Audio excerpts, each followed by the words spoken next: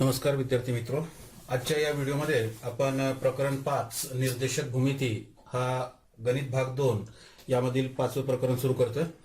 त्यामध्ये पहिला जो मुद्दा आहे तो आहे अंतराचे सूत्र।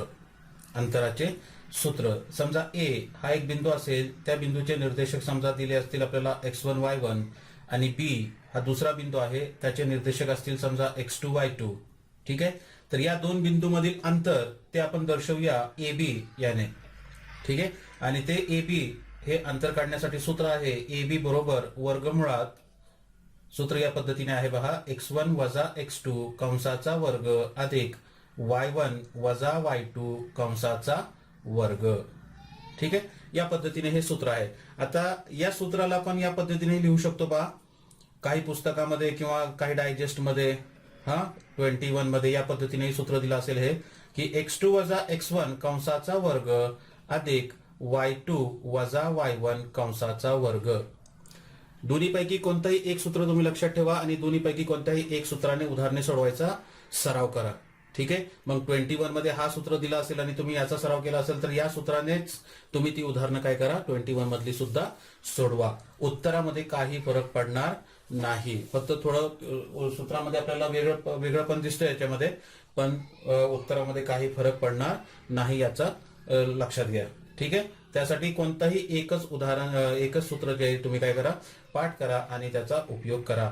आता याचा उपयोग करून आपल्या सराव संच 5.1 मधील पहिलं उदाहरण या पद्धतीने आहे की खाली दिलेल्या बिंदूंच्या प्रत्येक जोडीतील अंतर काढा।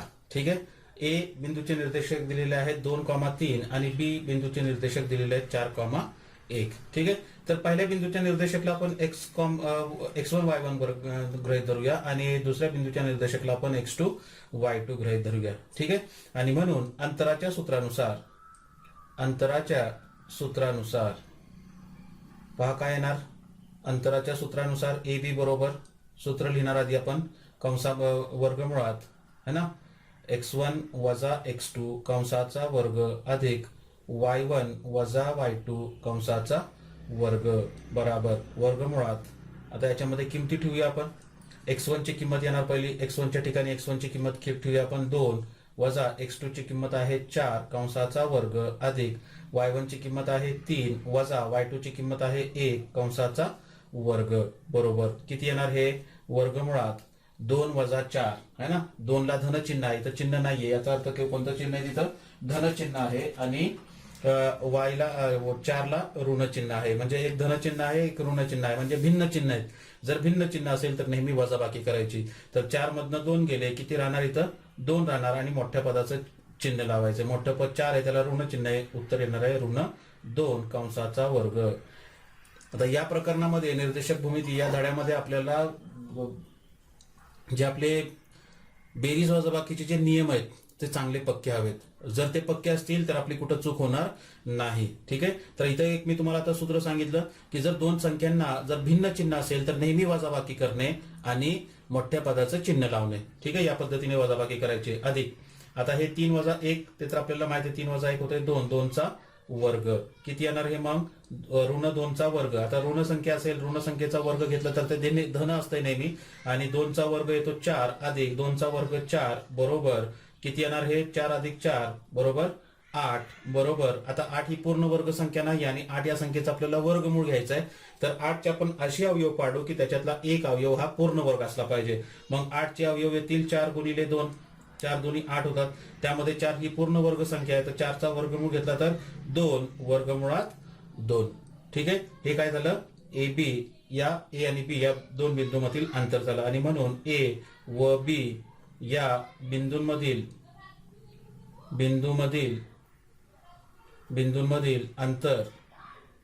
अंतर 2 वर्गमुळात 2 एकक आहे। ठीक आहे, या पद्धतीने काय करायचं, तुम्हाला हे उदाहरण सोडवायचं आहे। ठीक आहे, त्यानंतर दुसरं उदाहरण आपण एक दाखवतो मी तुम्हाला, 0,3 आणि s 0,5/2 ठीक आहे, तर इथं आता अंतराच्या सूत्रानुसार पुन्हा आपण दुसरं उदाहरण पाहतोय, अंतराच्या सूत्रानुसार RS बरोबर वर्गमुळात x1 वजा x2 कंसाचा वर्ग अधिक y1 वजा y2 कंसाचा वर्ग बरोबर वर्गमुळात. आता पहिल्या जे बिंदू दिलेला आहे त्याचे निर्देशक आपण x1 y1 घेऊया आणि याला x2 y2 पेन्सिलीने लिहायचं त्याच्यावरती x1 y1 आणि x2, जेणेकरून आपल्याला घ्यायला सोपं जात आहे. x1 ची किंमत आहे 0 वजा x2 ची किंमत आहे 0 कंसाचा वर्ग अधिक y1 ची किंमत आहे -3 वजा y2 ची किंमत आहे -5/2 कंसाचा वर्ग. ठीक आहे. आता 0 वजा 0 0 होणार आणि 0चा वर्ग घेतला तो पण किती येणार आहे 0, म्हणजे नाही लिहिलं तरी पद चालेल ते. आणि इथं राहणार आहे -3 हा ऋण धन 5/2 कंसाचा वर्ग बरोबर वर्गमुळात है ना. आता -3 म्हणजे √3/1 घ्या. आता इथं दोन अपूर्णांकांची बेरीज करायची आपल्याला. अपूर्णांकांची बेरीज करताना दोघांचा छेद पाहणार आपण. इथं 1 आहे, इथं 2 आहे, भिन्न छेद आहे. अशा वेळेस काय करणार आपण तिरकस गुणाकार करणार. तर ऋण 3 ने 2 ला गुणलं तर 3 दुनी 6 होतील अधिक 5 एकी 5 छेद किती येणार 2 एके 2 कंसाचा वर्ग बरोबर किती येणार हे वर्गमुळात. आता ऋण6 अधिक 5, तर ऋण6 अधिक 5 ही किंमत किती येणार आहे. पुन्हा इथं भिन्न चिन्ह आहेत आणि जर भिन्न चिन्ह असेल तर आपल्याला काय करायचं असते, भिन्न चिन्ह असेल तर काय करायचं असते वजाबाकी करतो आपण है ना. आणि वजाबाकी करून मोठ्या संख्येचं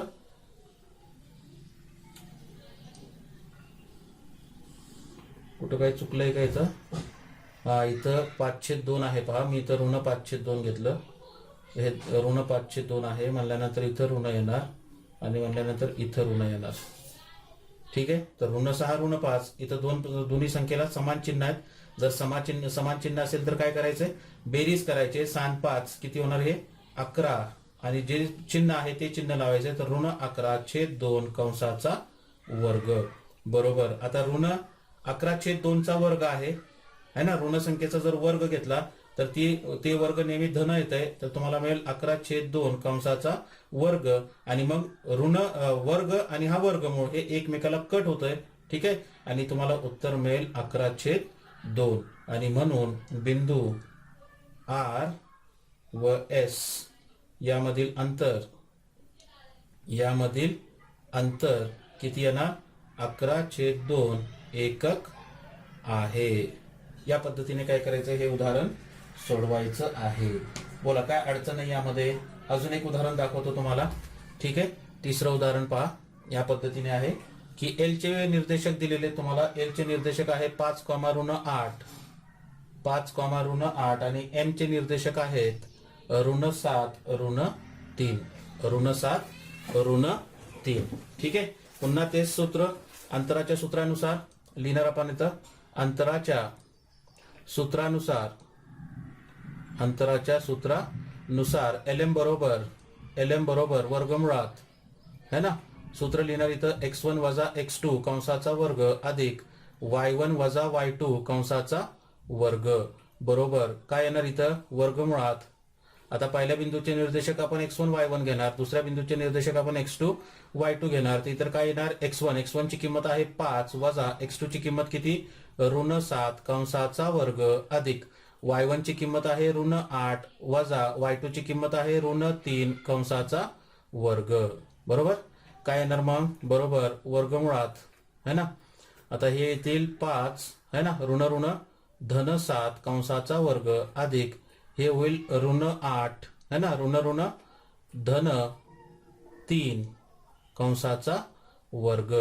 मग किती येणार हे 7 आणि 5 12, तर हा होईल 12चा वर्ग अधिक हे किती येणार ऋण8 अधिक 3, तर ते होणार आहे ऋण5 कंसाचा वर्ग बरोबर किती येणार हे 12चा वर्ग 144 अधिक 5चा वर्ग 25 है ना बरोबर वर्गमुळात 169 आणि 169 चा वर्गमूळ किती येणार तो 13. आणि म्हणून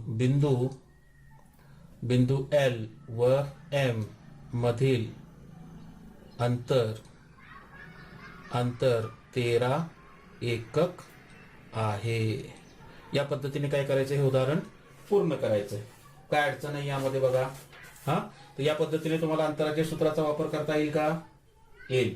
मग आता याचा उपयोग करून अजून एक आपण उदाहरण सोडवूया. पद्धतीने आहे की बिंदू L x,7 बिंदू M 1,15 है ना, यातील अंतर 10 दिलेले आहे. तुम्हाला या दोन बिंदूतील अंतर किती दिलेले आहे? 10 दिलेलं आहे. तर x ची किंमत काढायची आहे. ठीक आहे. मग आपल्याला L चे निर्देशक दिलेले आहेत बघा. L चे निर्देशक आहेत x,7, M चे निर्देशक दिलेले आहेत तुम्हाला 1,15 आणि अंतर दिलेलं आहे mn बरोबर, दोन्ही बिंदूमधील अंतर दिलेलं आहे lm बरोबर किती? 10. ठीक आहे.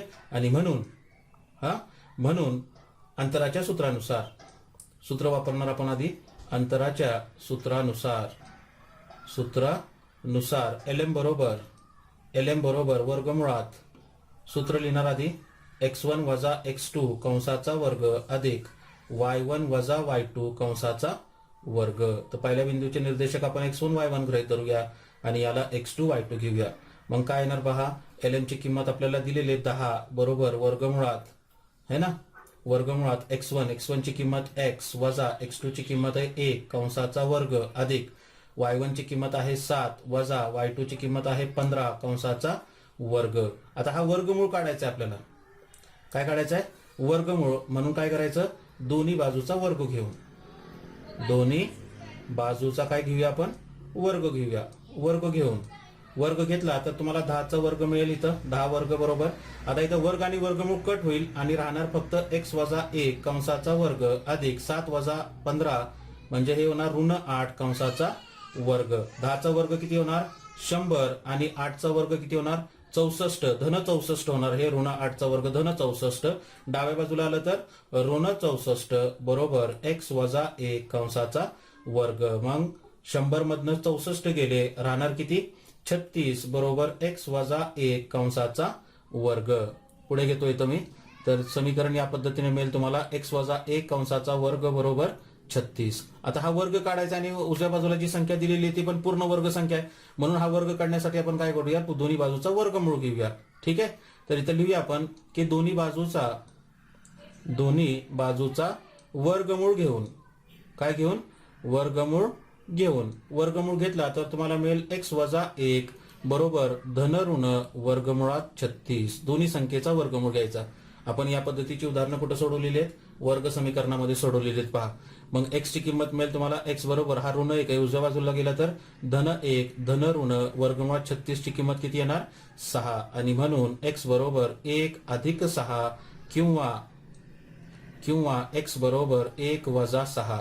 तर तुम्हाला x ची किंमत मिळेल 6 अधिक 1 7 आणि इथं x ची किंमत मिळेल 1 वजा 6 म्हणजे किती?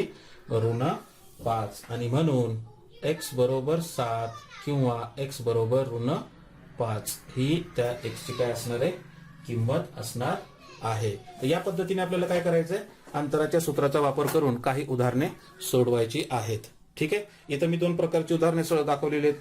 पुढच्या व्हिडिओमध्ये तुम्हाला उरलेली उदाहरणे कशी सोडवायची हे आपण पाहूया. धन्यवाद.